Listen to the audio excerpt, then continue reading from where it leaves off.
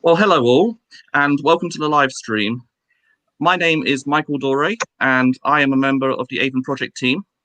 And today, we and you will be having a conversation with ace activists and organisers from around the world, hosted by the one and only Yasmin Benoit.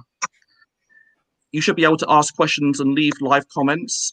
We will try to monitor them as best we can. And then after the stream is over, we will hang out on AirMeet if you want to keep the conversation going. There is a link to the AirMeet in the description of the video, and that's for after this event is finished. Anyway, I will let all these wonderful people introduce themselves in a bit. In addition, I'd like to thank Daniel, Slice of Ace, for helping out in the background, the tech side, and Calico for doing the graphics design and for advertising this episode, and the whole International Asexuality team for making this possible. But more on that in a second. I will say a few words about this event first.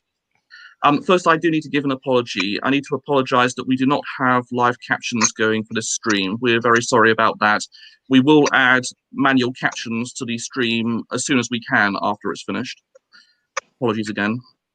So this live stream is brought to you by Avon UK, the UK visibility and activism arm of the Asexual Visibility and Education Network, Avon.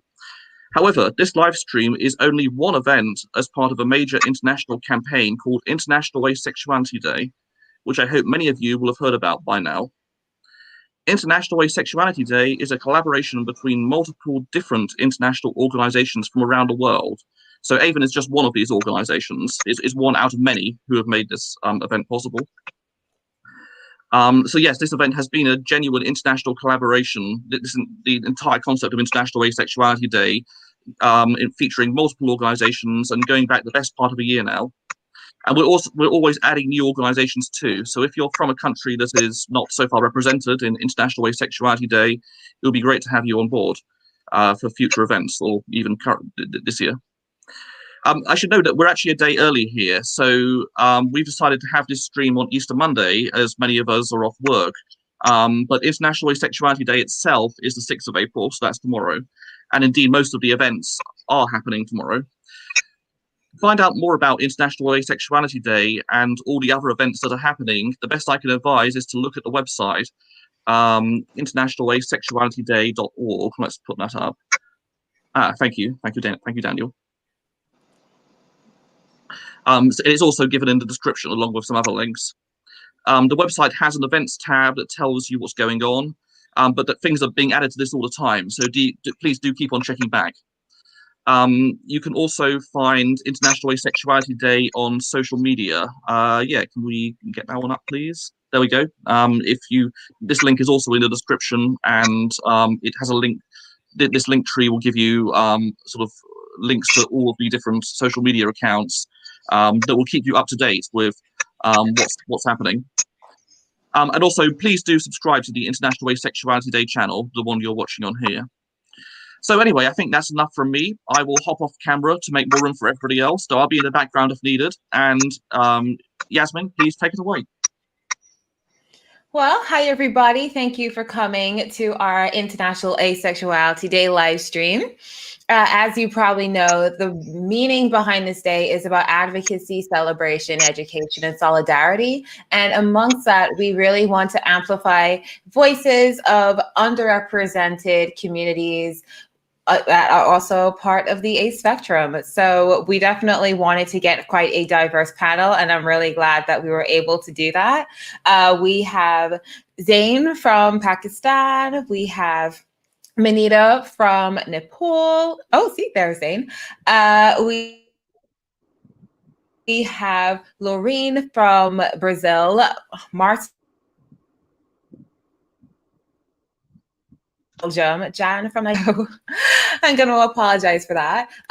But let's get the actual panelists to introduce themselves and tell us a bit about themselves. So starting in the order that we have on the screen, Martine, could you start by telling everybody about who you are and what you do and where you're from?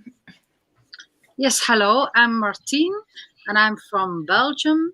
And I am the founder of the asexual organization, who is called also Asexual. We are working, planning our activities in Flanders and the French side Wallonia. And we will later on plan also some activities on the German region, mostly because of the situation going on. It's mostly online what we are doing, so online chats. So we have still a connection with our asexual members. And after the situation, we are going back to planning activities and real life. So that's a little bit about myself. Thank you. Lórien? Hello, everybody. Good morning. My name is Lórien. I am from São Paulo, Brazil, and I represent Coletivo Abrace, the first Brazilian asexuality militant or activist group. I am asexual and gender fluid and non-monogamist. And I'm very happy to be here and represent Brazil and Americas. Well, we're happy to have you here. Thank you. How about you, Tam? Hello, everybody. This is evening in Vietnam. My name is Tam. I'm the representative of Asexual in Vietnam, the first organization of Asexual in Vietnam. And I'm very happy and very glad to be here with you all today. This is the first international event that Asexual in Vietnam has ever participated in. So thank you, everyone, and hope you have a good evening, good night, good morning. Thank you. And how about you, Zain? Yeah. Hi, everyone. I'm Zain. I'm from Pakistan. I am non-binary. I'm demisexual, panromantic, and I am hoping for there to be greater asexual presence in Pakistan, because for now there's like a little group of aces that we know, but it's very underground. It's mostly just you get to know each other and then create a safe space for each other, because it's not quite safe to organize at a larger level. So we're hoping to do that, and we're working on that, and also working on getting ACE resources more available to the wider population, because as we'll be talking about, they're mostly Eurocentric and in English, but I'll leave that for the panel discussion. Thank you. And how about you, Manita? Hello. Hi, everyone. I'm Manita from Nepal. I am 30 and I'm asexual. I'm from Kathmandu.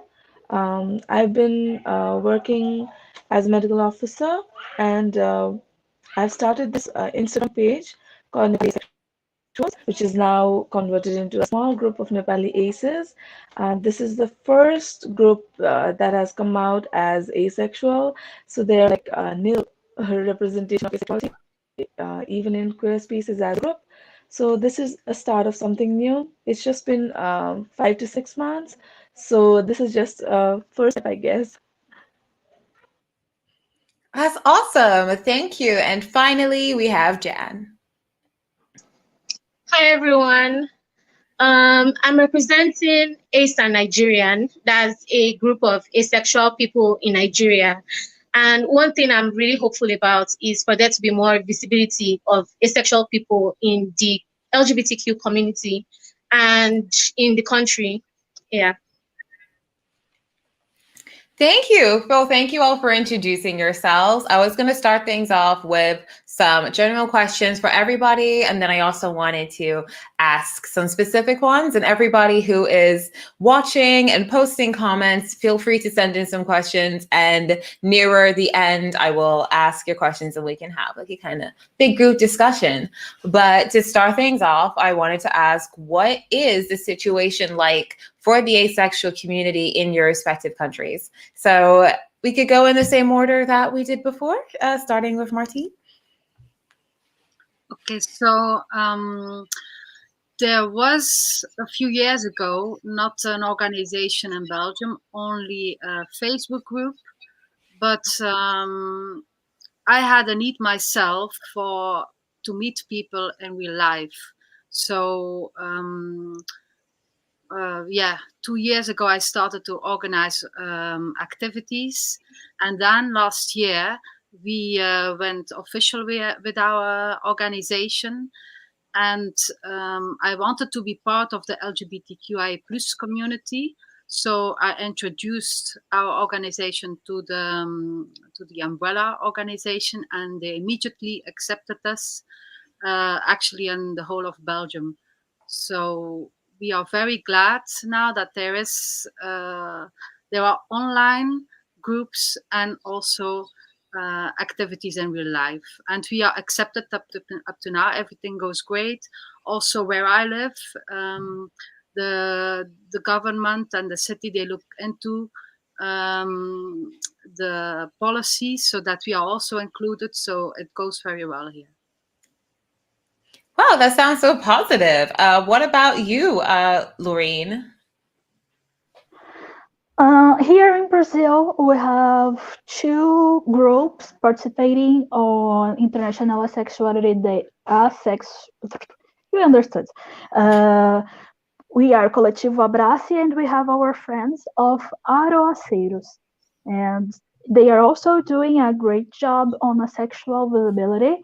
We usually, the huge asexual forum to discuss our things is on Facebook. It's called Only Asexuals, and it is a huge Facebook community. However, most of Brazilian asexuals or gray asexuals, people from all over the spectrum, are in the closet and doesn't like to talk about it because it's still seen as so weird in an over-sexualized culture that we have. Right. Thank you. And Tam, how are things in Vietnam for the ACE community? Well, the ACE community, actually, Asexual in Vietnam was founded about 8 years ago. So we have quite a long history. About 5 or 6 years recently, we are participate in organizing the LGBT events in our country. We participate in the consulting events or the conference of LGBTQ community. And so things are getting started in Vietnam. Since that, I have seen amassed numerous people joining our Facebook page, joining our Facebook group, and they are more open and they are more free to come out as asexual. So I think in Vietnam, with the current situation in Vietnam, that we have control COVID to a quite good level. We have offline events and we have met each other recently and very frequently. So I think in Vietnam, you could say that we have a positive sign. Well, that's great to hear. And it's great to know that, there are some countries out there that are doing a better job at handling the pandemic than the UK. How about you, Zane? Yeah, okay. So being queer is like really dangerous and can harm you. So a lot of us are in the closet. I think there's like these little underground groups of queer people who just sort of come together and offer support to each other. I know they were started by some elder queers. Well, they're older than I am. A few years ago. And I remember attending a few meetings while I was visiting from university, and there didn't seem to be a lot of asexual people. And it was because there was still like discussions and conversations about asexuality, particularly gray asexuality and demisexuality, not really being queer, which was hurtful. So since then, I've just sort of started being very open, even though it's still quite dangerous to be out and open about these things, just so people can see it is normal, it is perfectly valid to be having these conversations and identifying this way. And I've had like quite a few people reach out to me when they've been questioning whether they're asexual, whether they're aromantic, and we have a few group chats, or there's DMs for people who don't feel comfortable coming out to other people. And it's very low key. Everyone's in the closet because we can't afford not to be. But we're offering each other support, which is nice. Well, it's great that it is able to kind of breed like a kind of underground solidarity. What about you, Manita, over in Nepal?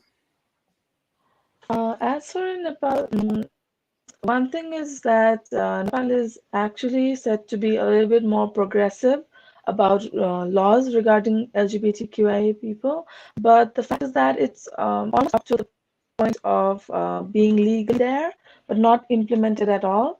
So yes, we do not have to be underground, and we don't have to kind of like protect each other from stuff like that. But the fact that in reality, in society, people don't really accept us as part of society in some which way, because the stigma is still there. Talking about asexuality in particular, people in Nepal don't actually know enough about asexuality to even have an opinion of accepting or not accepting. In fact, even in cases, asexuality is so invisible that last week only I had this experience when I visited a group, and the definition of asexuality they had was so problematic because the word after they said asexual was celibacy. So even the queer spaces do not actually understand asexuality and incorporate it as much as it's needed. So that's sad, but at least we have at least 10, 12 people talking about it and like forming a group now. It wasn't there about a year ago. So I think this is progress, but baby steps. Oh, thank you. And finally, Jan in Nigeria.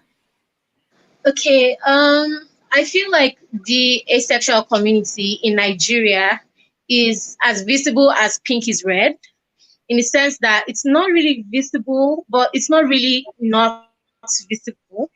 There are very harmful laws in Nigeria that prevent queer people from coming out, because there's this law called the SSMPA, which criminalizes queer gatherings. So it has made it extremely hard for people to come together to organize. But as a community, we've been able to have virtual hangouts, especially in conjunction with TIERS, that's the Initiative for Human Rights in Nigeria. So it has been going on well, but it could be better. Yeah, it's so interesting to hear like what the different situations are in different countries. Obviously, from a British perspective, everyone kind of looks to like the UK and the US as saying like, oh yeah, things are going really well for you guys in those countries. But listening, I feel like Belgium, like you've been able to kind of integrate quite well. And it seems like politically they're quite caring and inclusive of asexuality, which you can't actually say that much for the UK and parts of the US either. It's definitely not a case of as it is in Pakistan, or even Brazil or Nigeria, where it's kind of dangerous to be open about it.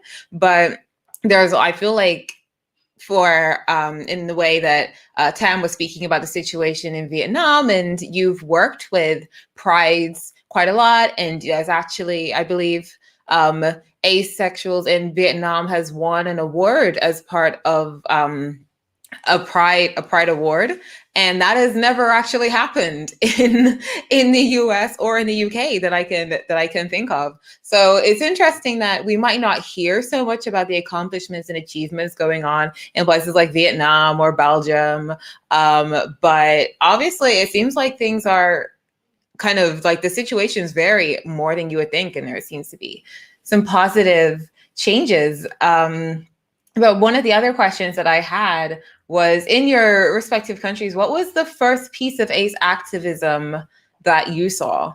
For me, it was seeing asexual people at a pride festival on a stool, and that's what like made me realize that there are people that kind of travel around raising awareness, and that this is something that's included as part of Pride and as part of the LGBTQ plus community. So what was your first like experience really?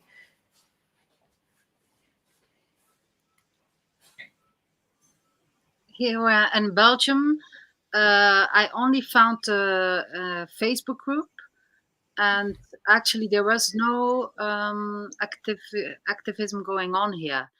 But what I saw, that was 2 years ago, in my city there is a little pride. It was the first pride, and I just started my group to do some activities, and I saw in the crowd that person that I had a meeting with. She had an asexual flag, so I recognized her immediately. That was like my first thing.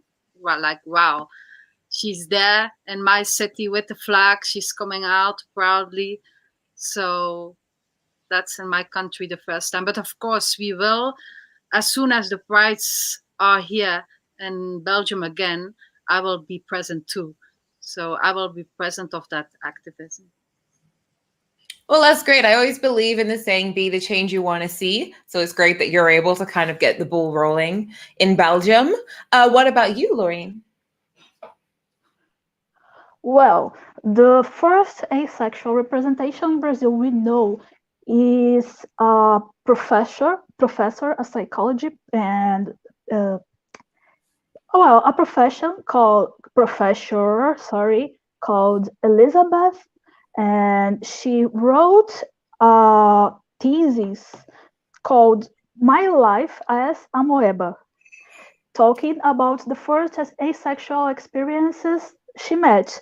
And it was very important to get a community united. My first experience personally was at a bisexual community at Facebook, where I asked for the first time, are there any asexual communities here out there that I don't know? And people very kindly pointed me to some communities on Facebook. That's great. Thank you. And what about you, Tam? As I have said before, so Asexual have been participate in Pride activity in Vietnam. So with the Pride Award, the appreciation in Vietnam, it was for a video that one of our member represented at Asexual, though he is anonymous at that time. But it had a certain impact on the general society, that people get to know about asexual more. But with me personally, I found the asexual definition on Avon. Because at that time, I haven't known that in Vietnam we have a separate asexual community. So it's kind of like a destiny that I found Avon, and I found Asexual and become a member of that. So yeah, that's my story. So I haven't been there at the start of asexual community in Vietnam, but I am happy that I am maybe at its prime time, that it's growing step on the bigger level. That's great. Thank you. It's funny how things come full circle. Now you're on a Avon live stream. What about you, Zane? Yeah. So unfortunately, there hasn't been any ace activism, or at least any that's out and about in public, because we don't have queer pride, we don't have things like that. So there's not many opportunities. I think the first time I ever heard someone mention the term asexual was during a university lecture recently, and it was misdefined. Before that, I hadn't heard the term anywhere in society. I actually learned about asexuality from, believe it or not, Tumblr, and it kind of went from there. And then I discovered other organizations. I did my own research. But I've been working on ace visibility because I think it should be better received than other queer identities. Mostly because I think the conservatives wouldn't be as opposed to it as they are to like other more sexualized identities. I'm also working on translating some resources into Urdu so they're more widely available, because I think that might be part of the problem, because people might not necessarily know what they're doing. Right. But yeah, no big Thank activism. you. Well, again, be the change you want to see. I'm glad that you're managing to fill that void over in Pakistan. How about you, Manita? So, in terms of ACE visibility or the first activism, I didn't actually see any of it before. So, last time when there was this virtual Pride Parade this year due to COVID, that was the time I actually saw asexuality mentioned somewhere in our virtual space. Before that, it wasn't that I was like actively involved in queer spaces, so I could see it before. I just wasn't in those spaces. So maybe because of that, I don't see any ace activism like out and out going out in our society. And now it's gonna start because tomorrow we're gonna have the first asexual meet in Kathmandu. And tomorrow will be the first ACE virtual meetup as well. So I guess this is where it starts now. Well, you got to start somewhere. It's so cool to hear that those things are starting to happen, and that International Asexuality Day is having the impact we hope for, which is helping visibility and representation in different parts of the world. So that's awesome. And how about you, Jan? The first time I heard about asexuality was actually on your Instagram, Yasmin. And then after that, I saw there was a photo shoot of a Nigerian asexual person with the flag. So that really also like opened my eyes to that. So yeah. I think I know exactly who you're talking about. Well, that's really interesting. Thank you all for answering that question. And that does lead me to the next one. What was I going to say?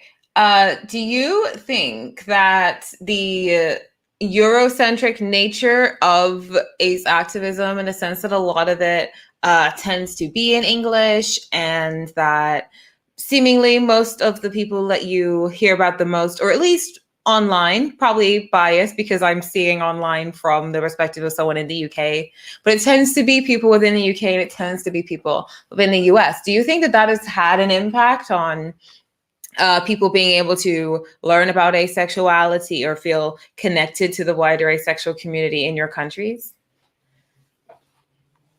I will start again, Yasmin. So yeah, it definitely had a big impact, especially also on me myself.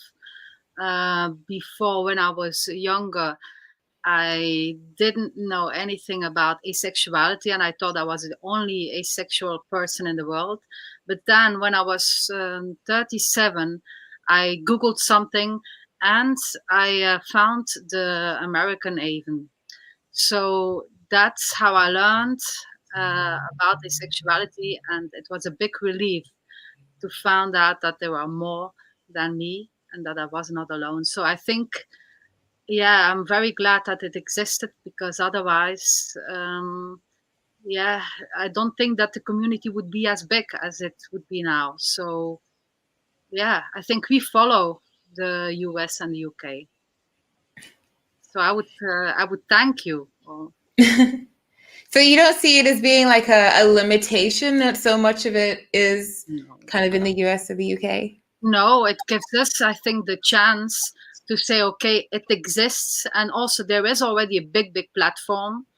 And I think it opened my eyes. And first I thought, because when I found the Avon, I thought, well, I keep quiet to myself and I hope something in Belgium happened. But after 6 years of waiting, I just said, well, I have to do it myself. They are doing things here in America and in the UK, and we are so behind. So I think it's actually like a big motivator for other countries where nothing is happening to follow you. and to create a very big community. So I think it's a very good thing.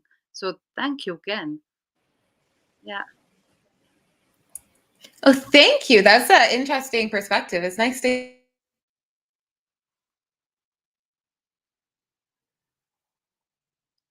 being interpreted, and everyone else feels the same way. What about you, Lórien?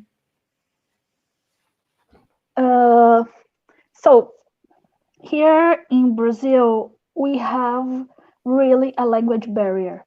We are taught English since we are like 12 at school, but our teachers most of the time aren't fluent in English. So it's difficult for most of the Brazilians to know English unless they have some privilege. I had the privilege to work with Americans when I was a teenager, and they helped me a lot to understand English language and be able to talk with fluency. This is not the norm. So the language barrier is really an issue here in Brazil because most of Brazilian people doesn't know a second language. We only speak Brazilian Portuguese.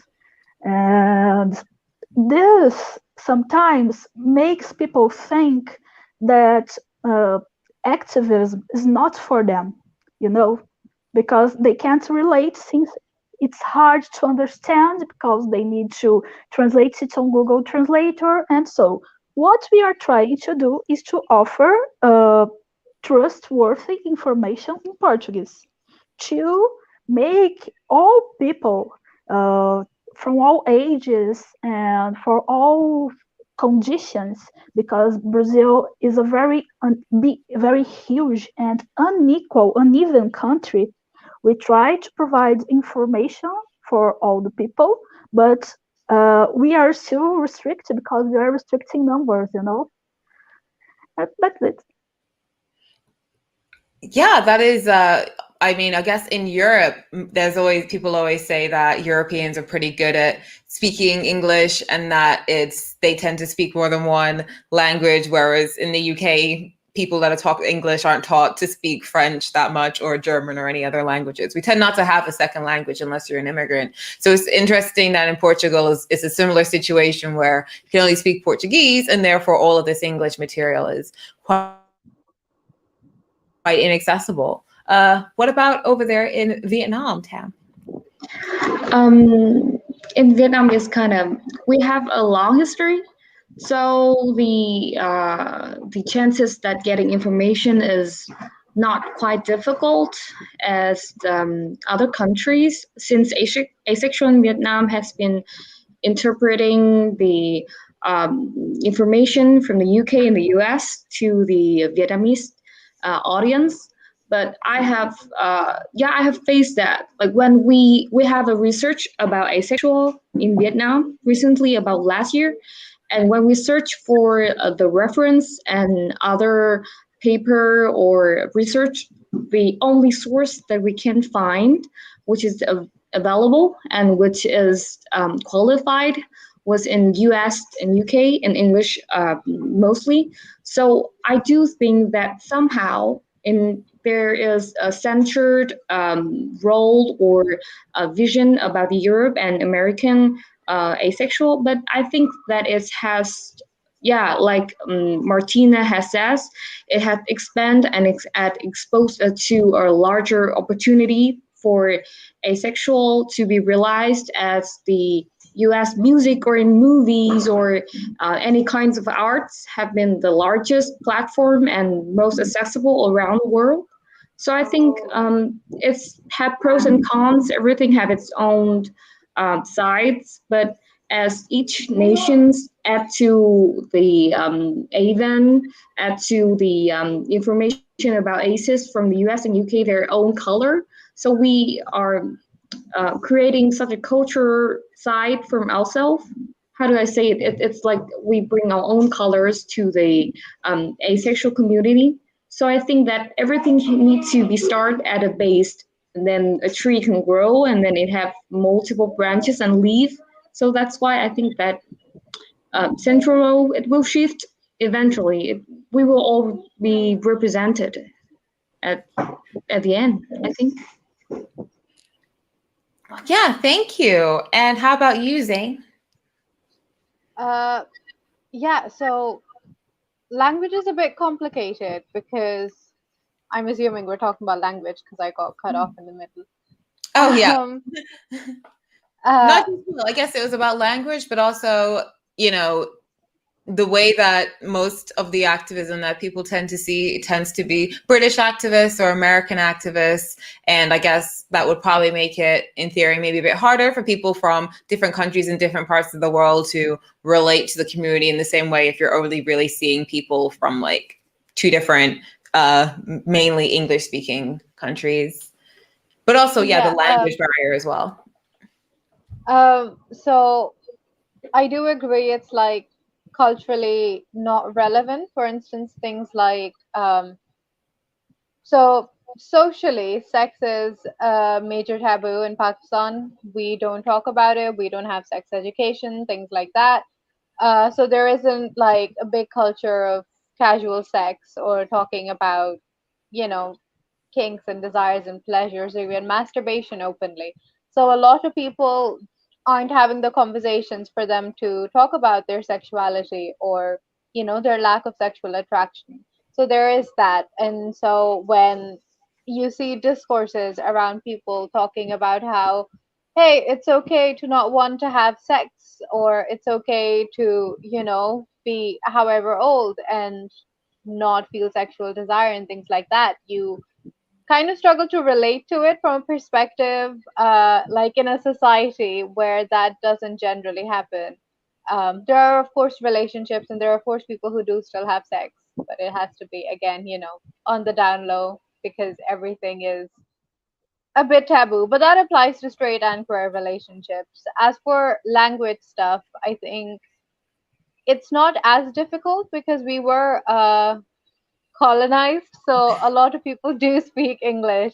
It is a common language, it's a central language everyone is familiar with. But again, it's one of those things where I think only the middle to upper class people have access to like certain information or certain resources, so they learn, and the lower classes don't, or people in the rural areas, just because they're not as well versed in the language. So that's why we need translations, or we need to put things in a local context so people understand it better. Because there's a lot of debate around queer identities, like any queer identities, trans identities, and how there's something that manifested in the West and we're just trying to appropriate them, or it's like extended colonialism. And there's like a lot of rhetoric around that. So I think definitely having them in a local language, in a local context, is really, really important when you're starting to get people to understand and accept it. Yeah, that's interesting. I always say when people kind of ask me about my activism, I say there's so many conversations around sexuality in, you know, in the UK and in the US, like it's absolutely everywhere and everyone's dissecting it all the time. And I just want to diversify that conversation. But if there was no conversation happening at all related to sexuality, then it would be a completely different starting point in terms of getting asexuality into the conversation if there isn't a conversation in the first place. What about you, Manita? Yeah, whatever you just said strikes such a chord because obviously there's nothing out there, so no one can compare it to it. So I think the take from our side, from Nepal, is that yes, there are a lot of representation more focused on US and UK, but that is something that we have, at least, you know, for us to look up to something and to search something and find something, be it from wherever from the world, you know. So that is a positive thing when we see it, because even the words, like even the term asexual isn't there in our vocabulary, in our dictionary, and it has been added not even a year back because of activists or queer people who are like actively building it up. They had this talk with linguists and team, and then they took out this book to add new words, which wouldn't have been possible if it were not for people like who have started it from US, UK, anywhere. So I don't see it as a disadvantage or something like that. I see it as a positive thing. So it has helped us move forward. So yeah, like Zain said, even here, schools, everything, books, med school books, everything are in English. So most of us, those who are privileged enough to study and to be in higher education, we all are like quite well versed in English. And those, like, there's a big gap. And in the rural areas, people obviously do not understand English properly. But the thing is that at least some of us do, and we are privileged enough to learn it and see it and understand that it's there in the world, not just somewhere. So I see it positively only. Well, that's nice. And how about you, Jan, over in Nigeria? Okay. I feel like seeing the asexual community in countries like the US and the UK sort of gives us in Nigeria something to aspire to. And it's also good, I guess, for helping us to put vocabulary to our own experiences. And because you have a wider set of acceptance, if you get what I mean, we have resources that we can draw from, and advice and stuff we can draw from. But I think also that's also like the representation, the mostly Eurocentric representation of asexuality has a big effect on ace awareness in Nigeria, because majority of the people in Nigeria see asexuality and other variants of sexuality that isn't heterosexuality as Western imports. So I guess that is another thing to consider. Yeah, that's interesting. It's lovely to hear, like, everybody kind of with the exception of the language barrier impacting things in places where people don't really speak English that much. It's nice to hear that, like, that the work going on in the US and the UK is kind of seen as being like getting the ball rolling and setting an example, as opposed to just like dominating and like taking other voices out. So it's nice to hear that there's like such a positive interpretation of it. I wanted to do some of the more individual questions. So since we're kind of going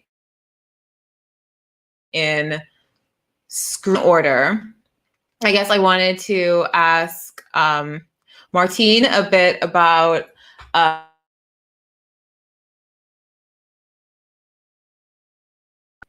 I mean, I have to the UK, very easy to reach. You obviously have a lot of languages there, but people do seem to be able to speak English. And when we were kind of doing these kind of events, we were always like, let's, you know, give voices to, well, amplify the voices of countries that are kind of like underrepresented. Do you feel like being part of Europe, being not that far from the UK, probably falling under the Western umbrella, do you feel like you kind of have more privilege in terms of being able to get the message out there in Belgium? Because obviously your organization is quite young, but it seems like you've been able to achieve quite a lot. Are you feeling like, you know, Belgium is that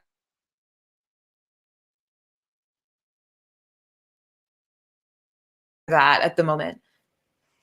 So I have to say that 2 times I didn't hear you, Yasmin, but I think I understood the most important thing. So yes, I think it helps that that Belgium is like a little bit in the center of the, if you take the UK and Germany, and so we are a little bit in the center. And also, if I compare it, like in if you go in Europe, but a little bit more Eastern, I don't know what country it is, but sometimes in the media here in Belgium, you read like stories that don't make us very happy. People who are from the LGBTQI plus community, and the government there is outing some negative, media for the community. Yeah. Poland, for example, is definitely going through that right now. People see Europe as being like, it's all going well in Europe, but definitely depends on Russia would probably say the same thing. So I think our side, so if you are close to the UK, then everything is okay. They accept it more. There is also movement. Also, the laws in Europe, they are like 80% the same, if that is correct, what I heard from many years ago. So yeah, I think that helps a lot. I think like the stories I hear, like from Zain and Manita and Jan, it is very difficult. And yeah, asexuality is just so personal to come out as a human being, and then if the environment, the country, the government is not ready for that message, it makes it even much harder. So I think I'm on the better side. If you take my country, Belgium, it makes things easier. But similarly, while the climate there seems like it's definitely ready for that kind of asexual inclusion, you said that the organization that you kind of started over there, that's actually very young. It only started in 2020, and there wasn't really anything before that. So given how like kind of inclusive and stuff everything is over there, why do you think it's taken until 2020 before someone was like, let's have an organization, let's really put the message out there? Well, I started the organization in 2019 on my own, actually, in my city. So, but it took 1 year to make it official, because I was the only asexual person I knew. And what I read on the even you are from America or the UK, that doesn't help me here in Belgium. So I organized activities, and then I met some asexual people also here in my town. And then I asked, it was like the end of, it was the end of 2019 that I asked somebody, will you join me and make it happen, that organization? So, and then I found another person. And I think that many people here in Belgium, they are happy to find that platform online, even if it's abroad. But here in Belgium, we are less open than, for example, if you would take the Netherlands. We are more, that's my personal opinion, we are more those intimacy, we are keeping it for ourselves. So I had, after I found Avon, 6 years I waited to come out, to do something, to organize something. But because I was thinking, if there is another organization here in Belgium, I just join, and nobody will know it. I will join, I will be able to talk to other asexuals, and I keep it for myself. That was my idea first. So I think that is why nothing happened here, because we all keep it for ourselves. And there are some people who need to come forward, and then things can happen. So I think that was the reason that we were waiting so long. That's interesting. I guess it kind of connects to what we were saying before about, like, if there aren't that many conversations happening about sexuality, or people aren't being that loud about it, then maybe that kind of discourage people from highlighting asexuality in that way. So for Lórien over in Brazil, I think a lot of people are familiar with your president and the kind of LGBTQ plus attitudes going on over there. As an outsider, I feel like I've seen a bit of kind of ace visibility in Brazil. I know that Victor Hugo was asexual, and he was on one of your Big Brothers, and he was pretty popular over there. So you've kind of had a little bit of like TV time. You've had a little bit of that, but I'd definitely be curious to know like how your political situation is impacting the asexual community, or whether the hostility is completely reserved for more sexualized parts of the LGBTQ plus community. Okay. Yeah. We had TV visibility for asexuality in the open. So we think more and more people are starting to get used to the name asexuality, but they don't know for sure what it means. Some people confuses it with being conservative, with being celibacy and things like that. Other people, even if they are asexuals, don't recognize themselves as queer. They are very conservative too, and they think that asexuality is pure, you know, and this is a kind of a problem, because we have to educate not only people that never heard about asexuality, but people that are coming to our community, are coming to debates with us, but they are themselves homophobic or transphobic or even acephobic. Because if you talk to some people, oh, I am an asexual, but sometimes I do have sexual intercourse, they are like, oh no, you are not asexual, give me your asexual card back, because you can't be there. You can't go to queer spaces if you are asexual, because queer spaces are so sexualized here in Brazil. You can't go to, kink communities, because kink communities are people who only think about sex. We can't go to that places. This is sometimes it's very hard to fight, to educate our own people. And well, our president has no comment. He is a far right person who started as a meme at the internet, but as we don't have lots of politics education, he ends up at there. And they have a machine of spreading fake news about everything they hate. We name it the hate cabinet. And they start spreading fake news about everything they think can tell people that they are not doing well, against Black people, against Native people, against LGBTQ people, against all of us.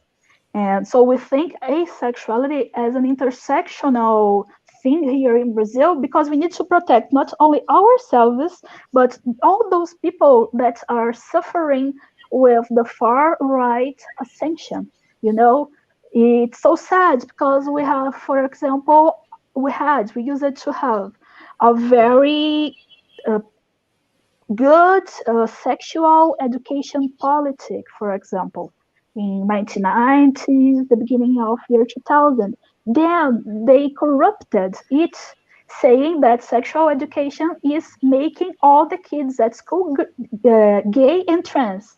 And of course, we do not want to make everybody trans, or everybody gay, or everybody bi. We want the kids to know, since they are kids, that there are people that are not straight. But they say, no, you are advocating that everybody will be gay, so it's an affront to the traditional families in Brazil, and that's not good. And they say left activists send to school gay pamphlets to make everybody gay, and people believe in it. It's weird, it's strange, but people believe in it. And that's because they don't know what's happening with their own kids at school. It's very, very dangerous, and we are in a very difficult time for all the people of the diversity here in Brazil because of that. And the pandemics is making it get worse, because we have lots of negationists. Our president is making a mess with vaccine plan, and vaccine wasn't meant to be politic. It would be a human right? But here in Brazil, even vaccine is politics, and is a field of controversies, a field of conservative growth, here in our countries. I'm sorry if I was too long, but we have a disturbing situation here. Yes, no, that wasn't too long. That was very interesting. It's interesting that there is a climate of asexual people in Brazil that don't actually see themselves as being part of the LGBTQ plus community. And at the same time, the LGBTQ plus community is being persecuted so much by your president. So it sounds like a very mixed bag. I'm wondering whether the asexual people that don't see themselves as being part of it, do you think it kind of comes from a place of if we're not seen as being part of that group, then we won't get persecuted too? Do you think like that comes into it? Yeah, this happens, but it also happened that they see the LGBTQ people as pervert, as people who are over sexualized and that talk only about sex, and they do and that are very liberal, and they can harm us. And in fact, we live in a country where 1 in 4 women, 1 in 4 women have already suffered sexual assault of some kind. So we have to fight, for example, to people be comfortable, but at the same time safe, because all this and the information about sexual and sex and sexual education are so confused because it is manipulated by the far right, and we need to people say like, oh no, I am asexual, I'm not queer, I'm not like those people, because we are a very homophobic culture. We all grown up seeing television with homophobic jokes, very naturalized, so they won't be them, they won't be the respectable people that can live in society and not to be mocked. We have we're afraid that we will be mocked, transformed in memes, and so this is very present in Brazilian country because we also have lots of bullying issues at school. Wow, that's really interesting. I had not heard that perspective of Brazil before. It's interesting how there seems to be like an overlap between like conservatism within the asexual community, whereas over here it feels like asexual people are pretty like liberal and kind of happy to be included within like LGBTQ plus things. What is it? Which kind of leads me to a question that I had for Tam about Vietnam. Now, I don't know a lot about Vietnamese culture. You would assume just based on like where it is in the world that it would be more conservative, but it seems like there has been, you said that you work as an organizer at, I'm going to butcher this name, by the way, Hanoi? Hanoi. Hanoi Pride. And it seems like, there's a lot of, that there is like a positive emphasis on LGBTQ plus things over there, and ace inclusion is part of that. Would you say that like, is the climate there quite good for this kind of conversation? It's really hard to say, because even though I have said that maybe this is a climate, the prime time for asexual in Vietnam, we have such a similarity with Brazil, like Lórien said. We in the position that is mixed because we are an Eastern country. So as you say, we are very, very conservative. And when then we're stuck between two positions, that the older generation is really conservative, but the young generation is really open. So it's really hard to say, because as I am as a kind of a new adult, because I'm just like 20 years old, I see both perspectives. With the older people, that they are engaged, they are married. Some has been like how to say corrective rape by their family, and if they are in married, they are married, then maybe their husband family will force them to take medication and go to the doctor. They think that they have some psychological disease that they need to be cured. That about the middle-aged person, but when they put in younger person, they will say, "Oh, you are too shy. You are not open. You are not.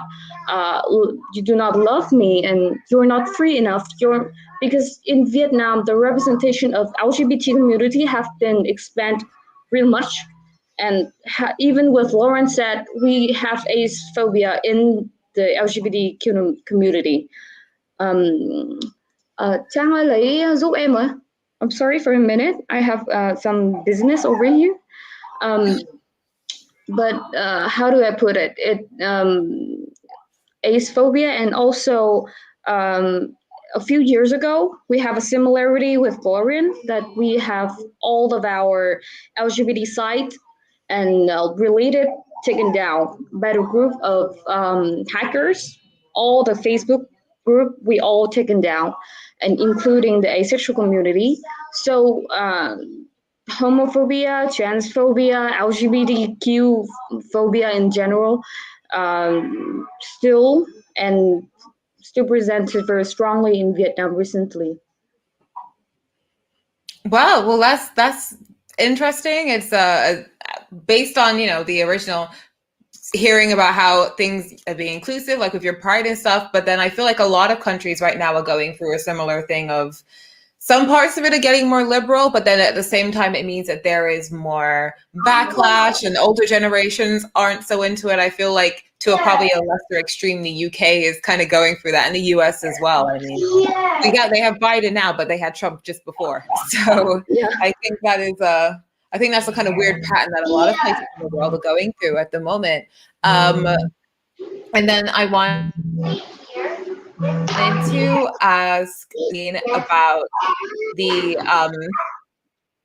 work that you've been doing over in Pakistan, and about you mentioned that you were creating spaces for asexual people. Are those spaces kind of online, or are they in person? And is there much of an opportunity in Pakistan to run into asexual people in real life, given that there aren't much in the way of prides and stuff? Because every time I've had the opportunity to meet asexual people, it's because fortunately I live in a place where there are lots of prides and there are meetups, and you can put an ace flag outside and it can be obvious. But when you're doing these spaces, do you have the opportunity to do things in real life, or are you focusing more on online spaces?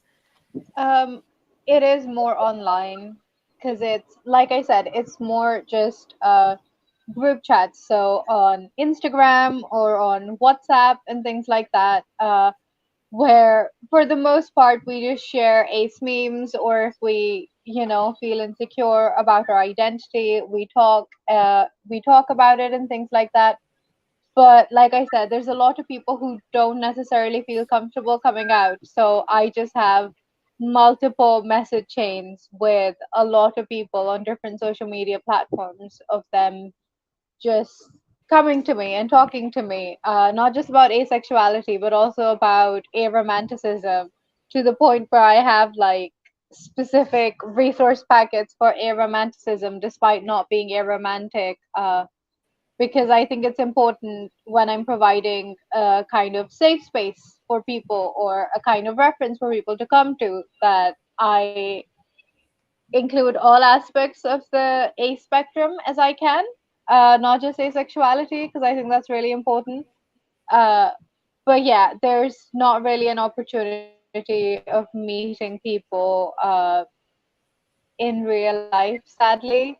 All of the ace people I know have been people who seen me on social media and reached out, or people I know through other queer friends who would just message me and like, hey, so I met this person and apparently they're asexual. Do you want to talk to them? And I'd be like, of course, yeah, I want to talk to them. I want more asexual friends. So it is mostly online. Well, I mean, in these times of the pandemic, that's probably a good idea right now, focusing on things on online spaces. And hopefully as things progress, maybe if the situation improves, you might be able to meet in real life, maybe at some point. Manita, I was also wondering about the organization that you started up in Nepal, and what made you want to start an actual ACE organization with Nepali Asexuals as opposed to just, I don't know, just starting a group or starting an online space? Like, what are your goals with it? So actually, to be honest, it has been just about a year that I've known that I'm asexual. So it's been quite a journey. So I spent about 4 or 5 months just wondering and just getting along with it. But after that, I joined this group, ACDC, on Instagram, and I started looking up online aces all over the world. And the way that they made me feel, the way that I felt belonged and understood, it just made me realize that there must be so many other Nepali asexuals who might not know that they're asexual, and they might still not feel that validation and support that I've been feeling because of the privilege that I have, because I can connect to all of you like I can. And maybe they can't. And it made me feel so sad. And I wait and search for other places and people who could do it in Nepal. But sadly, I just couldn't see anyone starting up anything. And just like Martine said, like, he was like, I have to do it because no one else is doing it.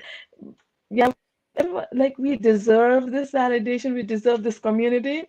And the cultural aspects of it, yeah, all of the aces all over the world have this, special thing about being so accepting of people. I don't know if that's the I don't know if there are other aces who aren't accepting, but I just feel like all of the aces are so accepting and so open-minded, probably because of the things that we've experienced all our lives. So it feels like we just needed that here. So I just had to do it. And it's not like, by the way, Ani means and, so I just slipped. And I just didn't know what to do, so I just started randomly on Instagram. I made this page, and then I was like, for 2 months straight on, I was just posting about the definition and what it's like to be asexual and all. I was wondering, people who are liking this post, I don't even know if they understand it, if they care, if they're reading it or not, if they're Nepali or not. And it was such a journey. But last Ace Week in October, I posted this video as well. I took part in this symposium organized by Bangladesh Asexuals, and it kind of stimulated everything, the organizations and accounts, social media platforms in Nepal, of course, society and all, shared my page and posts, and so many other asexuals reached out to me because of it. And that is what drives me. That is what actually made me do it. And I'm like so happy that this has happened. Because, like Martin said, yeah, so many aces are there all over, but we all have been keeping it up, within ourselves and just going along alone and just thinking that maybe, yeah, maybe we'll not be meeting any other ace in our region. Maybe it's just me. But no, it's not just us, it's so many like us. So, yeah, I think that's the reason. That's how it is. That's how I started it. Well, I mean, it's like we said before, be the change you want to see. And I think it takes guts to realize that you're asexual and then start doing all this work within such a short space of time. I mean, I realized I was asexual when I was 15, and I didn't start doing any of this stuff until I was in my 20s. So there was a good 5-year time gap before any of that started happening. I don't think I would have had the knowledge or the courage to start doing things so shortly after realizing I was asexual. So that's really cool. And similarly, the reasons why I started doing the work that I'm doing is because I did not, even though I'm in the UK and there's a lot of activism going on here, I didn't see any Black people in any of those spaces or any kind of Black asexual representation. And that's also one of the reasons why I really wanted to find someone from Africa to be part of the panel. And that's why, Jan, you heard so last minute, because it was very hard to find and secure somebody for this. So thank you very much for being the person to do this. And it's interesting, it's obviously there are a lot of, there are loads of Nigerian people in the UK. There are lots of Nigerian American people, and I'm West Indian from the Caribbean in the UK. But I feel like whenever I interact with Black people in the UK, they are not really on the ball when it comes to LGBTQ plus stuff. I feel like culturally it's very behind in terms of having that conversation. And asexuality is just not on anybody's minds as a thing, and it's definitely just perceived as being a weird queer identity, and it isn't received that well. But if they're religious, they see it as being slightly better, as it's seen as being like celibacy, essentially. So I'd be curious to know what the attitudes are like over there in Nigeria, and whether they're similar to like what Black people in the UK think about it. Okay, I think from what I'm understanding about your question, you're asking how people are reacting to asexuality? Yeah, what are the attitudes like over there in Nigeria? Because, you know, I know the climate of Black people in the UK, they're not exactly very knowledgeable when it comes to LGBTQ plus stuff. They're not very accepting of that as a conversation, whether they are Nigerian British or Caribbean British, like, as they tend to be very religious communities, they're not very accepting of it, but they are a little more accepting because they see it as being more conservative than being gay or being bi, etc. So I was wondering what things are actually like for Black people in Nigeria. Like, what are the attitudes like towards asexuality over there? Well, as you said, Nigeria is a very religious country. But yeah, there's more people are likely to accept asexual people because in their, like, with religion and everything, it's asexuality isn't as sexualized as the other variants of sexualities. So yes, as you said, you're right. But a lot of asexual Nigerians find it hard because Nigerian culture is very there are some specific parts of Nigerian culture that emphasizes fertility and marriage and family. And for asexual people that don't particularly want that, many of them are forced into marriages, and many of them, and it's worse for people that have romantic attractions to, like, a gender that is not their gender. No, to a gender that is we know what you mean. Yeah, it's a little worse for people that aren't heteroromantic, because most of the time when they're forced into marriages, they're forced to get married to heterosexual people. And also when people, there have been some cases of asexual women that have been sexually assaulted in order to correct their so yeah, that's it basically. Right. So do you think that what are the attitudes in general like to, well, with the attitudes hold on, let me phrase that. So because of the way the attitudes are towards LGBTQ plus community in general, do you think that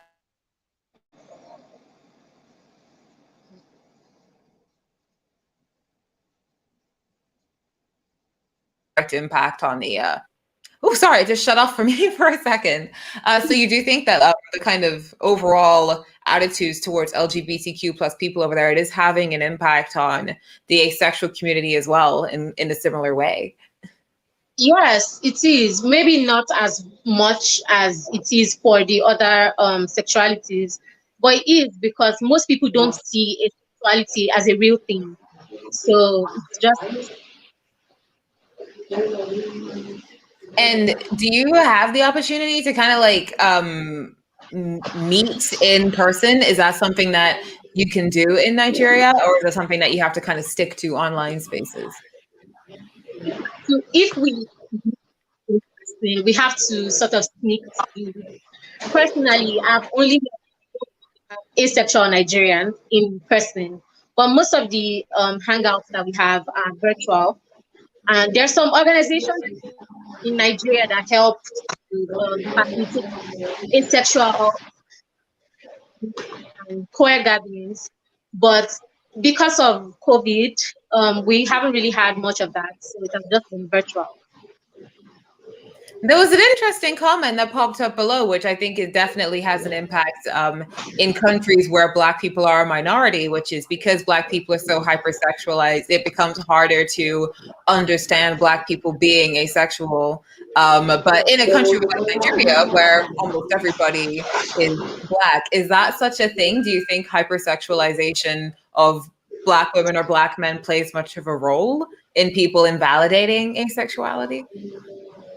I'm not really sure is more hypersexual. Like, I feel it's more of that it has seen people marriage centered and relationship centered. So when partake in the cultural marriage, everything setting, you're seen as different and weird, and instead of trying to understand you, more people will just be trying to change who you are to fit into what you're supposed to be.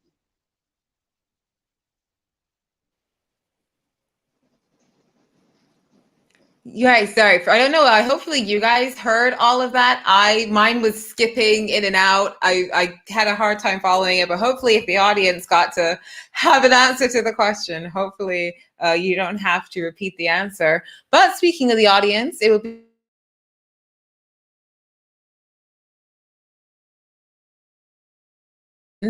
from the trying to see if any have come up already. It's hard. I can't personally follow what everybody's saying, but if there were any questions, hopefully they'll come up on the screen.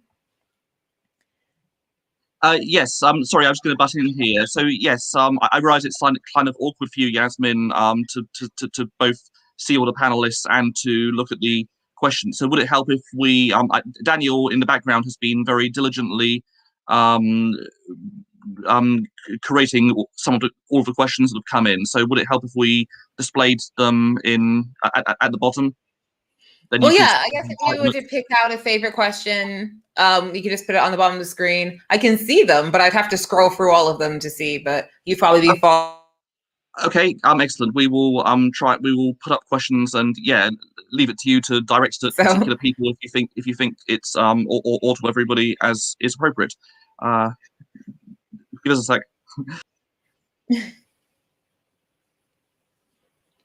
What would you say is unique about the asexual community in your country, and how do you celebrate Pride? Okay, that's a cute question. Okay, let's go in order.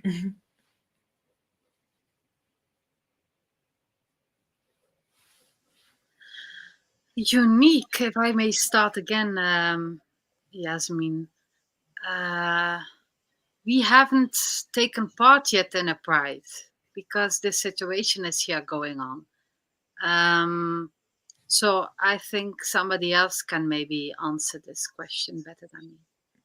But you could still say, well, do you think there's anything unique about the ace community in Belgium compared to, like, is there anything distinct about your community over there that you think is kind of like?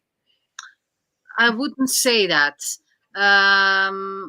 Even that, I don't find a difference. Also, what I read on Avon is that more women are outing themselves as being asexual than men. I see that also in our members. So I can't think of anything that is different. No, sorry. Well, I mean, if I was to give an example from the UK, I feel like one thing that British aces do a lot is we're pretty loud. I think you'll notice us on media. You'll definitely see us on YouTube. You'll see us on TikTok. Pretty good at getting our way into the media, always dropping in on some kind of interview somewhere. I think that is quite a very British ace thing, is we make quite a lot of noise. Okay. So I feel like that would be something. Okay, I understand it now. So what I said already is that we are, the Belgian people are more closed, are not that expressive, especially if it goes regarding intimacy. So we are less loud than the UK. That I can say. But maybe we will be in the future.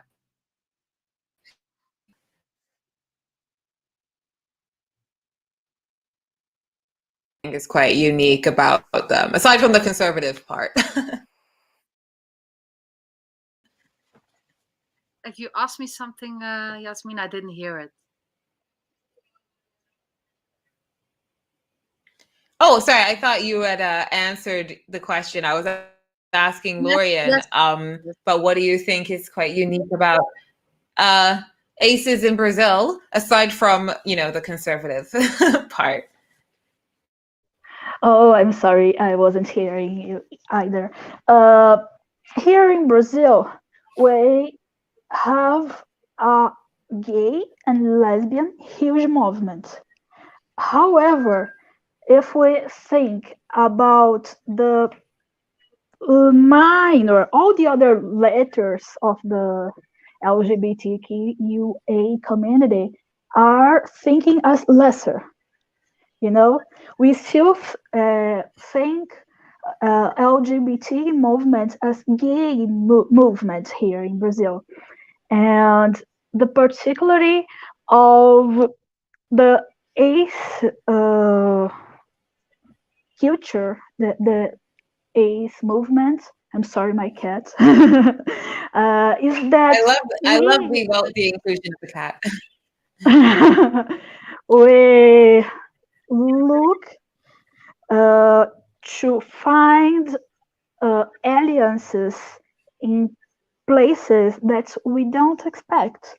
We don't have, for example, even we have also a huge problem of marital rape here in Brazil. We don't find the feminism embracing asexuality as and thinking. We had the Woman International Month. We hadn't seen any YouTube or Instagram or wherever posts thinking about what's the place of the asexual women in our community, for example. But on the other side, always that we need some help and some affirmation, we find the bi community, bi, pan, polysexual community very open to us, the non-binary community very open to us, the kink community somehow open to us. So we have this particularity that we are invisible but visible. We are inside but we are outside at the same time. And about pride, São Paulo's pride is the biggest pride in the world. I don't know how many of you know that. But we don't have an asexual sector in this pride. They have like Christian, gay sector. They have kink and leather sector. We, asexuals, we march with the bi, pan, and poly people as monodissidents. That is a Brazilian concept to embrace everybody that doesn't feels attraction only for one gender. They have intersectional militants, activists that are close to ours. So we march under monodissident BPAN Poly group. Thank you, GT BPAN Poly, for always being so nice with us. And even they have marched only on 2 or 3 prides, because and they don't have like a trio electrical, that big car with sounds to talk to people about what they want. And so they are a ground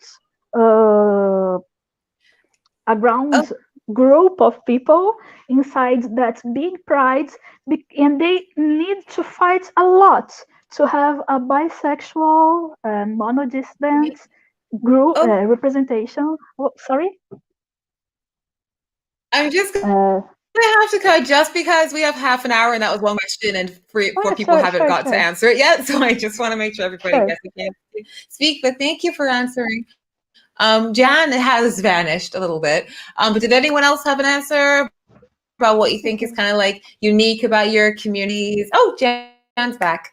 About what's unique about your communities and how you would celebrate Pride, not necessarily Pride Festival, but you know, how you could do it yourself.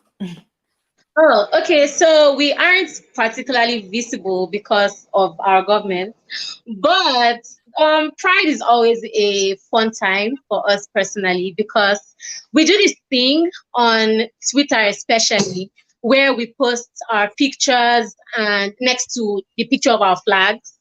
And it's really fun. I feel like we got that idea from This Is What Asexual Looks Like. I'm not sure, but we do that and it's very fun. And then sometimes we have drag competitions, we have memes. It's actually really fun for a group of people that aren't, allowed to be alive by the law. But, it could be better, but we're having fun so far. Yeah. Well, it's nice to know that you get to do something. Did anyone else have an answer to that question? I feel like it's one of those things where if you're not allowed to celebrate Pride, you can't really comment on how it's different, because if you can't be out, then you can't like organize and be unique or different in like a cultural way. So if anything, this conversation is making me a bit sad because all I want is to have like Pride and be able to march down the street with my flag and just be like, yeah, I'm here. This is who I am. You should accept me. But that's not possible. So. Well, it wasn't legal for a lot of countries to be able to march and celebrate in that way, but you have to have like a kind of internal way of being able to feel pride and celebrate pride in like an underground way. Because for a long time and in a lot of places, I think that is the case. And that was the case over here at one point as well. Did anyone else have an answer, or should I go on to another question? If anyone else in the comments had any more questions?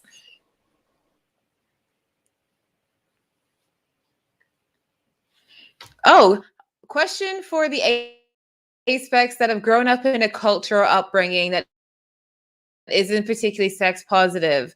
How do you go about telling others your ace and what it means? So anyone can answer. Anyone who wants to answer can answer.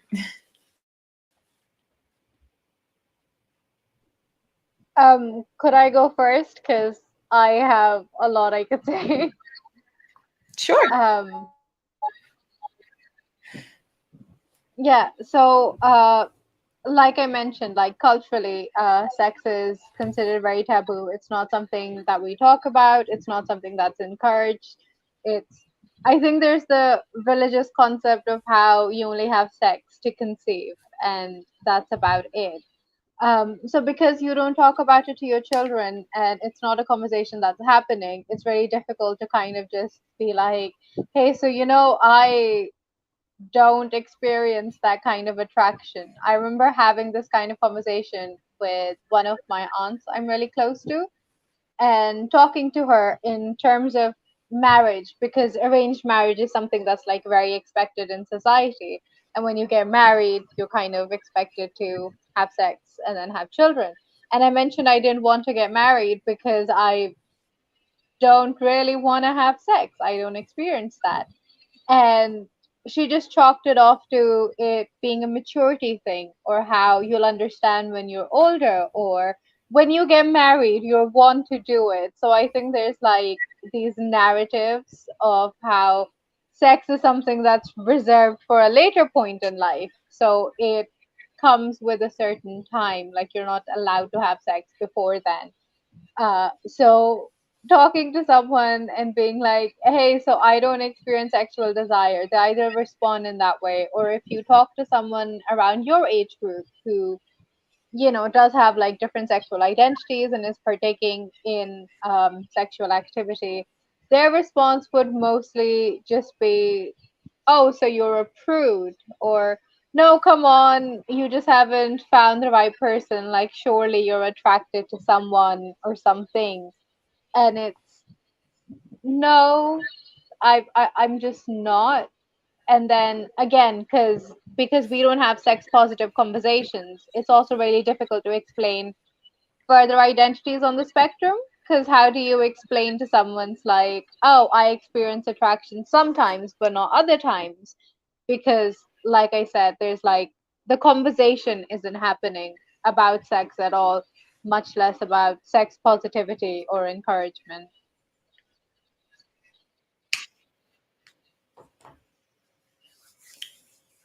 Did anyone else have anything to chip in there, or should we take another question? Thank you for answering, by the way. Yeah, I would quickly like to No? add something only. Okay. Was there any more questions?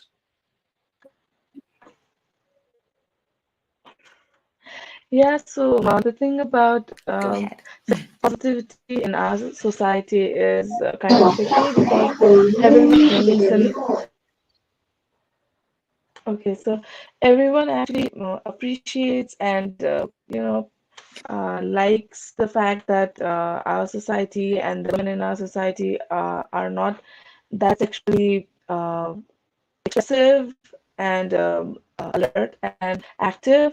So that's the thing. So if so when like someone comes out and says that, yeah, I'm asexual, I don't have sexual attraction, and then the basic response would either be that, yeah, you haven't met the right person yet, or it would be like, yeah, that's how all women are, so it just goes back to the default. You're supposed to feel that way when you're not married. You're supposed to magically feel sexual attraction after you get married. So that's how the society actually behaves. Like one day before marriage, you're supposed to be this completely, person that doesn't have like an idea about sexual attraction or activities, and the next day you're supposed to be this bearer of a child, like soon mama who's going to like give them grandchildren and things like that. So that's how it is. So it's really tricky when you say you're asexual, then people kind of celebrate it because they say, yeah, that's a virtue, you're supposed to be like that. That's a good quality in a woman. But the very next moment when it's about marriage, and you're magically supposed to have a superpower, you're supposed to feel that attraction all of a sudden.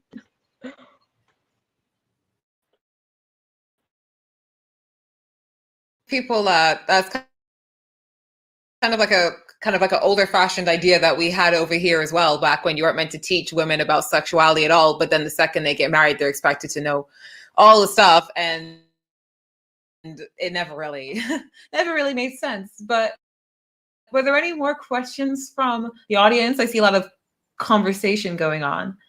Did anybody have any questions that we can put on the screen?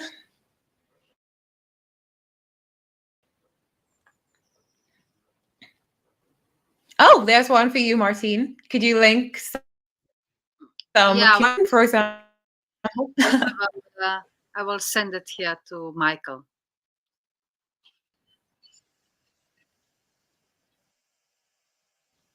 I think the audience, they want to hear some names, but what about, how does your culture intersect with your asexuality? How important / unimportant are sexual relationships and activity within your culture? That's interesting.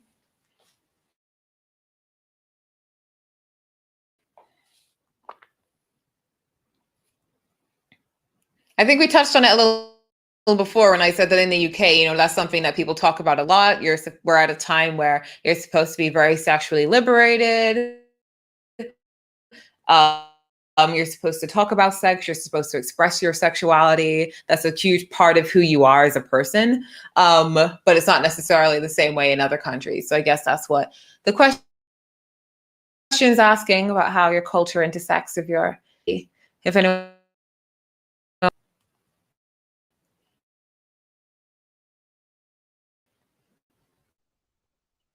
I'm just going to add on to what I've already said before, because I think I've kind of answered this question. But I think in terms of asexuality intersecting with my culture, and my culture is largely religious and Islamic, I think if people were to come out and talk about it, there'd be like this view of how asexuality is halal. And like Manita said, it's like more accepted. It's like that's how you're supposed to act and that's how you're supposed to behave. And yeah, I think for like most countries that are majority religious or conservative, that might be just kind of like a trend.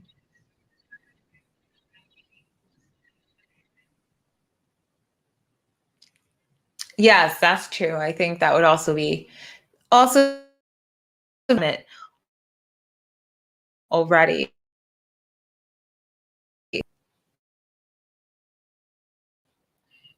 No. Okay, were there any more questions from the audience? Oh, okay. How would you respond to someone asking why ACE should be included in discussions about the future, where they talk about family, preparing for kids, sex education, etc. in classes? Okay, so how would you respond to someone asking why asexuality should be included in discussions about the future or about families and having kids and sex education? So anyone want to tackle that one? Okay, so this question just reminded me of sex education from Netflix. And there was that one place where I can't remember what character that was. I just remember there was this moment where there was this sentence that was basically saying you're not broken and all of that when somebody asked if there was something wrong with her. And I feel like that is a reason why these things should be included in discussions in classes, because I feel it's very important for asexual children to grow up knowing that there's nothing wrong with them and they're not broken or created in a weird way just because they're on the ace spectrum. So I feel like the way I would respond to that is by saying that representation is important, and seeing that you are nothing is wrong with you helps you in a long term way to accept yourself and to start your own journey. So yeah. May I add on to that? Very. Okay. I have the same experience as Jen. I saw the sex education episode, and I have another wondering about not just like express to or to interpret to your child, to the children, that you are not broken, you are not having a disease or some kind of psychology disease. It's in a way that it also help knowing asexual, being present earlier, help them to find a way to confront with a sexual partner. Because I have a lot of troubles and a lot of wondering when I have to consult and talk to other asexual in our community, is that even though you're proud as an asexual, you know that you're an asexual and you are free to come out as that. It is much more difficult when in an emotional relationship and the other partner is sexual and his or her or that person have their needs. So how you can compromise with that, how you can how the two of you can go along and go to having a family, being married, having kids without conflicting in a sexual situation. So knowing that you're an ace and knowing that ace exists, also prepared for the sexual children in the future, that they have the responsibility to respect their partner, and also they know that they have to prepare to compromise the chances that one of them are asexual, know how to cope with that and know how to live with themselves, will make a family relationship much longer based on trust and honesty, not just sexual and emotional side part, you know, just it not just for us, but also for the other people outside of the asexual community, I think. Yeah, I just like to add to that because I think like having conversations around around asexuality isn't just important for our representation. It can be really important for other people, because I feel like with sex education, when you're told, oh, this is natural, this is what you want, there's like a lot of emphasis on sexual acts. So there's a lot of people who feel almost pressured to take part in these things. And I think like having conversations about how it's okay not to want sex or not to experience sexual desire or attraction, or conversations around how everyone has different libidos and things like that, can be really important, like not just for the asexual community, but also for the community at large. And in terms of like having a family and things like that, again, I think it's really important, the same way as talking about alternative ways of having children is important when you're talking about family planning, because sex is not the only way to have a family. You can have a surrogate, you can adopt. There's like a lot of different ways. Sex is not necessary for there to be a relationship, for there to be a future. And I think that's why it's important that you teach your kids, on top of, again, reminding people that they're not broken, or reminding people that there is an identity for them. This is where they belong, and it's okay for them to experience what they're experiencing. Because unfortunately, all of the ACEs I've spoken to have had this view of, before they discovered what asexuality was, they thought they were broken. They thought there was something wrong with them. Because growing up, a lot of the conversation is about, oh, who do you have a crush on, or who do you want to kiss or be intimate with, and things like that. And you can't relate to it. So when you have sexual education and they tell you, hey, if you feel like this, that's perfectly valid. There's a term for it. You're allowed to do that. I think it's really important.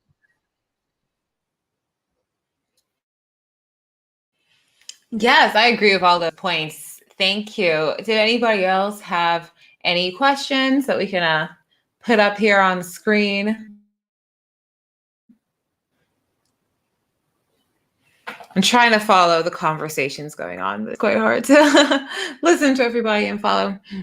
All right, it says, how do we as a community get any sort of good representation in the media that doesn't show us as being unlovable and feeling robotic? I mean, I would answer that question. I mean, I just try and work within the media and work with organizations and raise awareness until people know not to do that. That's my strategy anyway, but then that's because I work within the media in the UK. But yeah, I'd be curious to know. I know that, at least I think, Martine, you mentioned before that you had done some media interviews. I'd be curious to know like what your experiences in the media are, or anyone else's experiences in the panel. I noticed that even in nonfiction things, they do try and sometimes steer things in a certain direction and give asexuality a certain narrative. But yeah, so I'd be curious to know what everyone else's experiences are with that kind of thing, because we add to that representation, really. What I do, we have made with the organization a leaflet, and there I explain the difference between romantic asexuals and aromantic.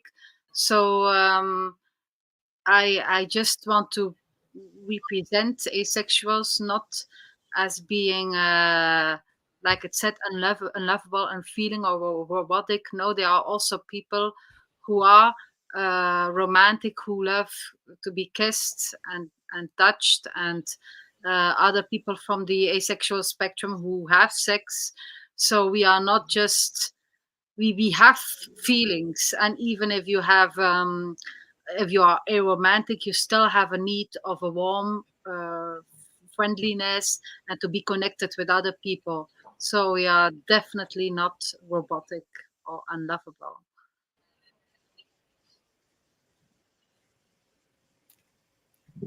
Did anybody else have any media experiences or ways that you think we could try and combat that narrative? I would like to add a comment on that. I kind of really resent the idea that people view us as people who are unfeeling or people who can't love, because in a society where you can have like one night stands without any love, why can't you have like a loving relationship without sex? Like, sex is not the definition of love, it is not the definition of feelings. There's a lot of feelings out there other than sexual desire, and that's something really important to talk about.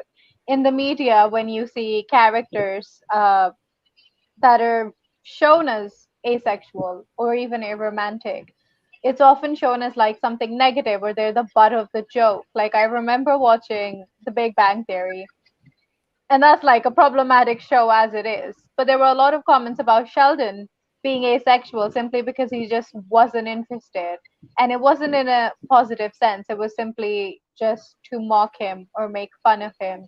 And actually, to counteract media representations like that, I started an organization last year. It's more of a campaign called Replace the Media, and we're trying to create like alternative media narratives. So we're recreating like iconic scenes which are primarily sexual and retelling them from an aspec perspective, or we're like rewriting music and things like that. We were off to a great start, but we're unfortunately on hiatus at the minute because a lot of our members suffered losses because of COVID, and I myself, as the organizer, I've been quite ill, so I haven't been able to do it. But that is something we're working on getting like original aspec content out there to counteract the negative presence that we have in the media, and also to redefine over sexualize things from an aspec perspective. Because it's like, hey, that's not the only narrative here. There's also this side of things, which I think could be really important. And hey, if anyone's interested in being a part of the Ace the Media team, give me a poke afterwards. I would be happy to chat to you about it. So yeah, just casual plug.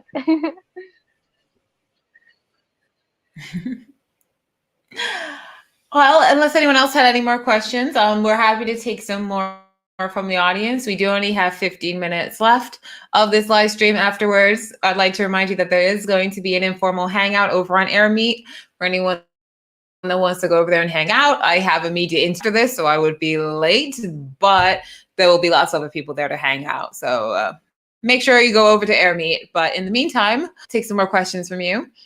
So it says there's a lot of stories about negative reactions to coming out, but was there a time you all told someone and the reaction was surprisingly positive? Anybody else has? I feel like I've told my coming out stories 100 times. Has anyone else got any coming out stories? Otherwise, I'd be happy to add some of mine in there.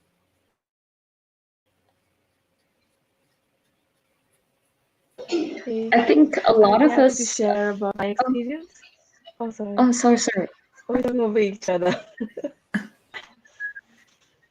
Okay, just finish it up and then you can take over. So no, Manita, there's a you lot just of first. stories. Okay. So there's a lot of fear and uncertainty and nervousness about coming out even to closest people, even if it's about asexuality, when asexuality isn't something taken negatively in the society you're raised in. But obviously, it is a big deal for every one of us who's grown up the way we have grown up, not knowing that it's okay to be who and how we are. So I was really, really, really scared when I came up to my mother, and I obviously did expect like the worst case scenario, everything up to the point that I've like, I had duty the day before, and in the hospital, I was like continuously a whole night when I was on the duty, I was just thinking about all the things that could go wrong. So the next day when I came home and I told my father about all of this, I was not able to understand, and I was like in shock when he responded positively. He just didn't have even 1 second to react negatively. He just listened to me so quietly and calmly, and then asked me 2 questions in general, just to make sure that he just wanted to understand if that's how I felt, and if there is anything that he needs to do to make me feel comfortable about it. That's all he asked, and that was something that was so unexpected for me. So we sometimes, don't give enough credit to older generations, our parents, or close people. We always deflect, and we always assume that they're not going to get us. We always assume that they're not going to understand us, like accept us, respect us. But sometimes we need to take that leap of faith. I'm not saying just throw off your caution and just go out and tell everyone that you are asexual, even if you don't know if you'll be safe. But gauging the reactions and seeing how it is. Yes, there are positive responses to coming out. I think that's the takeaway from this. Yeah, it's great to hear some positive ones. Tam, did you have one too? Mine, I think, is a more general coming out reaction, because I think that a lot of people, when they are coming out as asexual, their response was not negative, was not positive, was what? That really exists? And not in a negative way, but it just like doesn't realize that asexual or not having sexual attraction really does exist.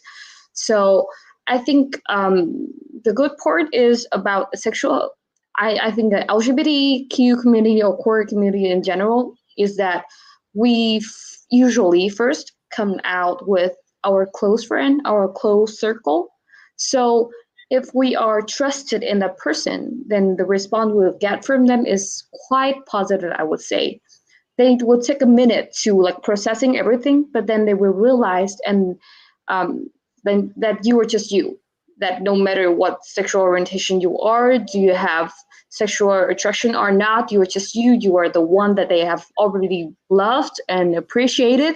So I think a lot of coming out story I have heard, including mine, involved in people get to know another sexual orientation called asexual, and they get to know that asexual does belong to queer community, and they are more open to me, more open to other sexual orientation, and I think that positive or negative reaction, however, they will turn into a wider representation. Even though you have that backlash, you have that negative reaction, you will realize that you have told them that you're an asexual, and now they have to accept, even though consciously or unconsciously, that asexual does exist, and that in a counter interactive way is better for asexual because more people know about them. And even though we have some stigma and some prejudice, we are more represented. And when we get more represented, we will have more chance to be understood and to be known, I think.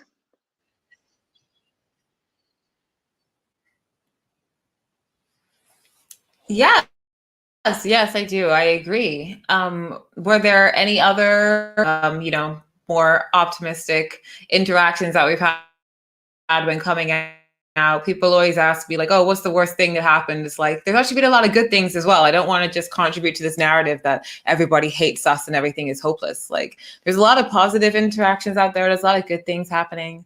So don't be like too discouraged by, things that you hear all the time. There's a lot of people that are understanding, or even if they don't understand it, they just don't really care enough to be mad at it. It's a lot of people that are like that too. So were there any other questions for the last 8 or so minutes? And then we should probably wind this one down and everyone can go over to Airmeet and I can do my next job. So if you had any questions, now is the time to ask them. Because it's kind of hard to follow what everyone's saying in this chat.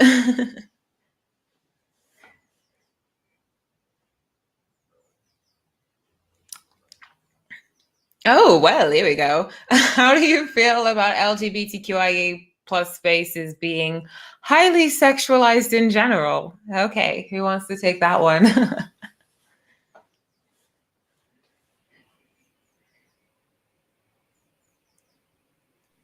Any takers?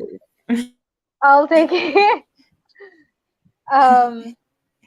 I think feel a bit uncomfortable at the start because you go and you talk to people and it's lovely, but unless you come out to them as asexual, there's like the way they approach you is very sexualized. Like there's a lot of flirting and a lot of like sexual innuendos that fly around, or I don't know, that might just be my experience. So it gets a bit uncomfortable sometimes because there's this feeling of like imposter syndrome when everything is so sexualized. You're like, do I actually belong here? Maybe I don't, and things like that. But then I think slowly it fades away as, you know, you come out to people and you tell them about your boundaries, and then it becomes comfortable. Like my general rule about people being attracted to me is, you can be attracted to me, I don't care. Like, that's a you problem. Just don't project it onto me, because that makes me uncomfortable. And I think in queer spaces, like, I've generally had people respect that when I've been open about it. So it's a bit uncomfortable, but once you speak up about it, I think it's perfectly all right.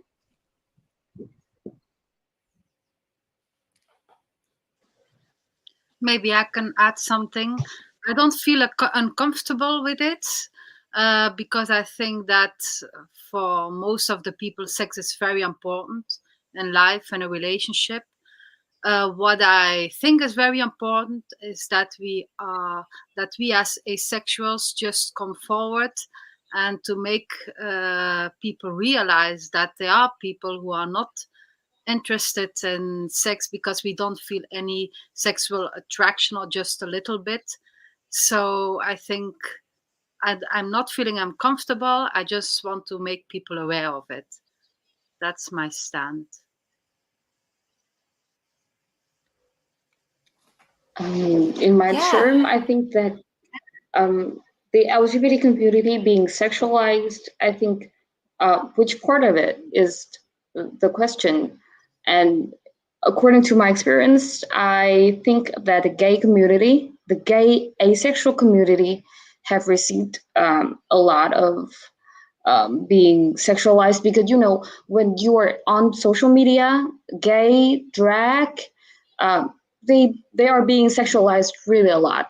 And then you approach to even my friends as gay, they have like, how do I say, a high demand, a high sex drive compared to other. So they demand a lot from the partner. So in general, I think that the gay asexual community receives that pressure a lot while being sexualized compared to other community in the LGBTQ community in general. But yeah, as you say, every other spectrum can receive that backlash, and it doesn't exclude anyone. So yeah, I think Martine have a really nice think about it. Like, even though we are sexualized, because no matter what we do, we will always get some backlash. There will always mean thing talk to us, no matter what we do. But we just like keep going forward, and we will do what we do, and we present ourselves more and more, and it's the final meaning of this. Then it's a final mission that we have to represent, and we have to make our voice raised in order to be recognized and understood, and just to simply love ourselves in general. Yeah, I think I'm trying to think back to the specific phrasing of the question, but I think one thing that I mentioned was kind of like the hypersexualization of specific spaces and like how you kind of handle that. But I know for me, if I was to be in an LGBTQ plus space and feel like it was very sexualized, it's kind of like going to a heavy metal festival and saying it's too loud. It's like that's kind of part of the package. Your sexuality is being repressed for hundreds and hundreds of years, and now they're expressing it. And that's what I want to see when I go to spaces. I want to see people being able to embrace their sexuality and who they are. And I think one thing I see in LGBTQ plus fashion, so I personally don't feel very uncomfortable with it because it's kind of like what I signed up for. I think as long as you're kind of comfortable in your own sexuality and you're able to kind of let people know what that is and be a positive experience for me anyway. But we're running low on time, so I don't know whether we could squeeze in another question, but we have like pretty much 1 minute left. So Michael, did you want to let everyone know what's going on over on Airmeet? Yeah, I just thought I'd wrap up, and I guess we should probably leave it at there. I'm really sorry to everybody who asked questions and we didn't get to them in time. Yeah, there were so many awesome questions. I'd just like to thank all of our wonderful panelists, and thank you to Yasmin for hosting. Daniel, Slicer Base for the tech help behind the scenes. And yes, again, everybody's engagement with this has been really great. And again, sorry we didn't get to everybody. Or even scratch the surface. I think that just shows how we need to keep this conversation going, and we need to have more events like this in future. So yeah, as a reminder, this event is only the start. International Asexuality Day itself is actually tomorrow, 6th of April, and so I encourage you to check out the website. Just so you can put that up again. It's in the description, but I lost it. Oh, there we go. Yeah,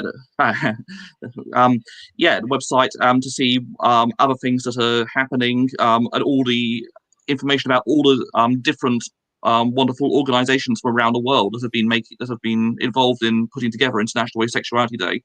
And you can on the website there's a tab at the top called Events, where you can see like other things which are happening, mostly tomorrow, but not entirely, because I'm going to shout out that there's actually another live stream happening on Thursday.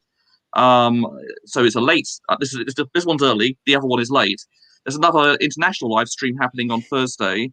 So the best way of getting in touch, I mean, you can see the details on the website, but if you would like to take part, then the best email to there we go.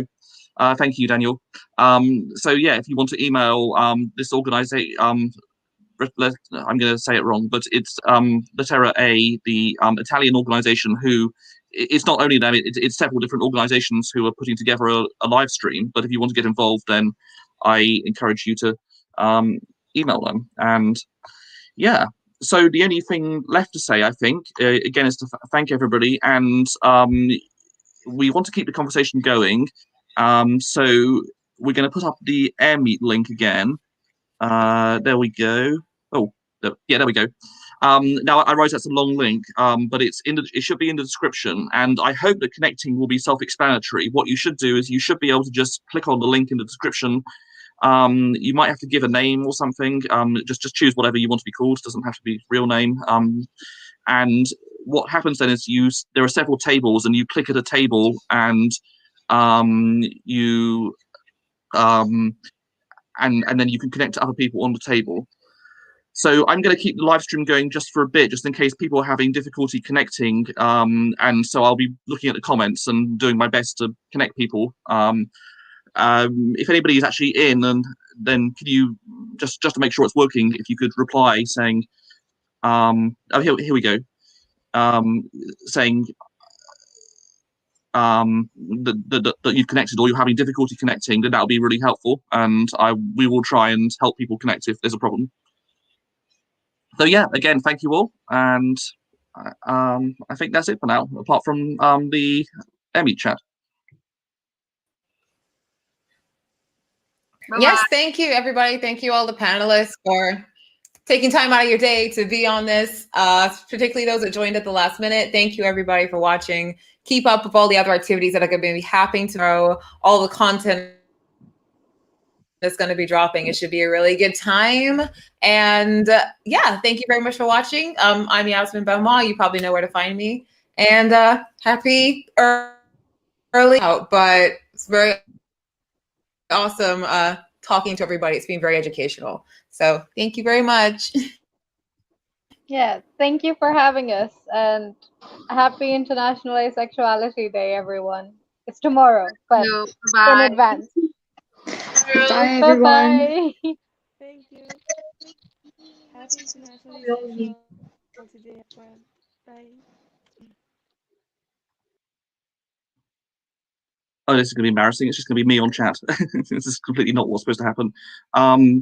If anybody's there and to it's pop up as well, then it's slightly less embarrassing. Hello. We're only here just to make sure people are connecting okay to the AirMeet. Is there anybody who's trying to connect but is having a problem? I can already see a bunch of people on there, so I think it seems to be working for the majority of the people. Yeah, I just can't. I can't see people on the table yet, but that might just be. Yeah, if there's lots of people in the attendees. I guess no one's taken. Oh, someone's just taken a seat on the first table. So awesome. Well, the technology is hopefully working. Yeah. Thank you all again.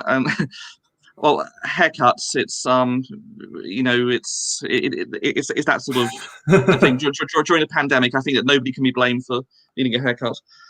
I have a haircut booked on Friday, Matt. But cool. So if there's no other problems, we should probably end this stream. Yeah, if nobody's having trouble connecting, we will say goodbye. And thank you all. Bye for now. You want to end?